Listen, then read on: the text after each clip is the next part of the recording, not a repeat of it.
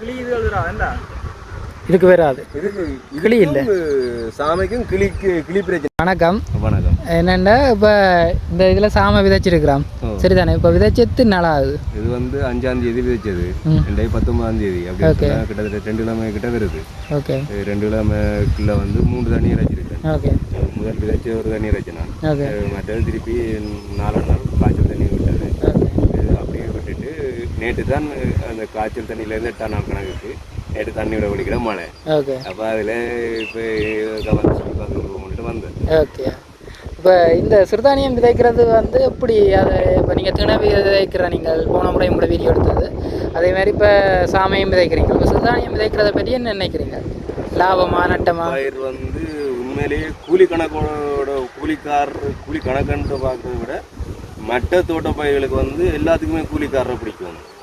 இப்போ வெங்காய நடிகன்னு சொன்னால், மிளகாய் நடிகன்னு சொன்னால் எல்லாமே கூலிக்காரோட மல்லு கட்டணும். இது வந்து கூலிக்காரன்ற ஒரு தேவைப்பாடு இல்லை, எல்லாமே நாங்கள்.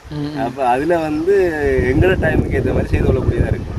மற்றது வந்து இறப்பு மட்டும்தான் இதில் பிரச்சனைக்குரிய விஷயம். மற்ற இப்போ மற்ற பயிரோட மினக்கிற மாதிரி பேச மினக்கிற தேவையில்லை. பட் இந்த டைம் வந்து ஒரு ஷார்ட் பீரியட் தான் டைம் இருக்குது. அப்போ ஒரு 60 நாள்லேருந்து 65 நாளுக்குள்ள எல்லா விஷயமும் முடிக்குது. அப்போ மற்ற பயிர்களோட மினக்கிறதில் காட்டி இது கொஞ்சம் லாபம் மாதிரி எனக்கு எந்த மைண்ட் செட்டுக்கு அது வந்துட்டு. ஓகே. இப்போ என்னென்னா இதுக்கு அந்த பூச்சி தாக்குதல் இல்லை, பசலை ஒன்றும் பெருசாக தேவையில்லை, சும்மா வளருதுன்னு சொல்கிறாங்களா, அதை பற்றி நீங்கள் என்ன நினைக்கிறீங்க? பூச்சி தாக்கம் பெருசாக இல்லை, ஆனால் மற்றது சுவம் இல்லை, மற்றதுகளோட ஒப்படைக்கல சுவமான பயிர்.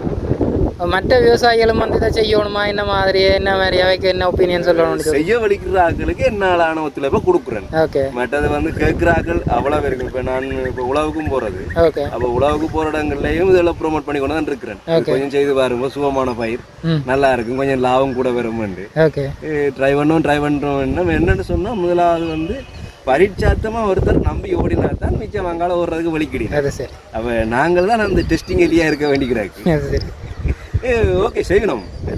ஓகே, தேங்க்ஸ் அண்ணா. ஓகே, நன்றி. தேங்க்யூ.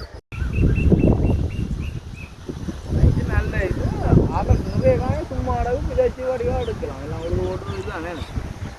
இப்போ அடுத்த முறை இந்த